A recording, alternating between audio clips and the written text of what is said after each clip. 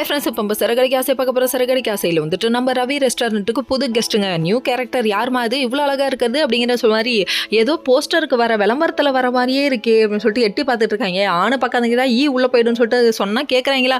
அதுக்கப்புறம் இதுதான் என்னோட டாட்டர், இவங்க தான் இதுக்கப்புறம் பார்த்துக்க போகிறாங்கன்னு சொல்ல இவங்க பக்கமாக பேசிகிட்டு இருக்க. அதுக்கப்புறம் என்னம்மா பண்ணுற உருட்டிகிட்டு இருக்கியா அப்படிங்கிற மாதிரி ஆயிடுச்சு. அதுக்கப்புறம் இந்த டைம் பார்த்து ஸ்ருதி வர பொசசிவ்னஸ் பொங்க நார்த் சைடு வந்து செட்டில் ஆகிடுன்னு சொல்லிட்டு அந்த பொண்ணு சொல்ல கடைசியில் வேணாப்பா வந்து செட்டில் ஆகணும்னா ஹிந்தி கற்றுக்கணும் என்கிட்ட கற்றுக்கணும்னு சொல்லுது. என்ன நீ பண்ணுற அப்படிங்கிற மாதிரி ஆயிடுச்சு. அதுக்கப்புறம் வந்துட்டு பொசசிவ்னஸ் பொங்குன்னு கையோட போதும்டா எந்திரிடா அப்படின்னு சொல்லிட்டு வந்து அதை நான் பார்த்துக்குவேன் அப்படின்னு சொல்கிறாங்க. இவங்க யாருன்னு சொல்லி கேட்க இவங்க தான் என்னோட ஒய்ஃப்னு இன்ட்ரடியூஸ் பண்ணுறாங்க. ஆமாம் அந்த பெருமைக்குரியவள் நானே அப்படின்னு சொல்லிட்டு காலரை தூக்கி விட்டு சுற்றுறாங்க. கடைசியில் பார்த்தா இவங்க என்ன சர்ப்ரைஸ் ஆவாங்கன்னு பார்த்தா ரொம்ப ஷாக் ஆகுற மாதிரி பேசுகிறாங்க. உங்களை பார்த்தா அப்படி தெரியலங்கிறாங்க. என்னடா நினச்சிட்டு இருக்க அப்படின்னு அதுக்கு நான் என்னடி பண்ணுவேன்ற மாதிரி இருக்குது அவங்களோட ரியாக்ஷன். இன்னொரு பக்கம் மீனா வந்து அவங்க அம்மா வீட்டுக்கு வர சத்தியம் பண்ணுறது எதுவுமே சரியில்லைன்னொடனே உடனே சிட்டியை மான் பண்ண வீர பெண்மணியாக வராங்களாம்.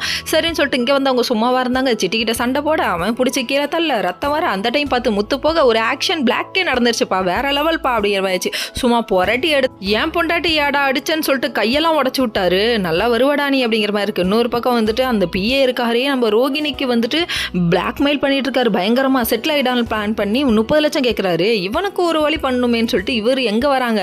சிட்டிக்கு இப்போ தானே கையை உடச்சு விட்டாங்க, அதுக்குள்ளே சரியாயிடுச்சோ பரவாயில்ல விடுங்க, இதெல்லாம் உலக வழக்கமப்பா, இதெல்லாம் நம்ம நம்பணுமப்பா அப்படிங்கிற மாதிரி ஆயிடுச்சு. இன்னொரு பக்கம் நம்ம மீனாவுக்கு மண்டை உடஞ்சிருக்கிறதோட கட்டு போட்டு இவங்க கிளம்பி வராங்க. மீனாவோட அம்மாவுக்கு கால் பண்ணி விஷயத்த சொன்னால் பயங்கர ஷாக் ஆகிட்டாங்க. அவங்க பார்த்தே ஆகணும் அப்படின்னு அடம்பிடிக்கிறாங்க. Okay friends.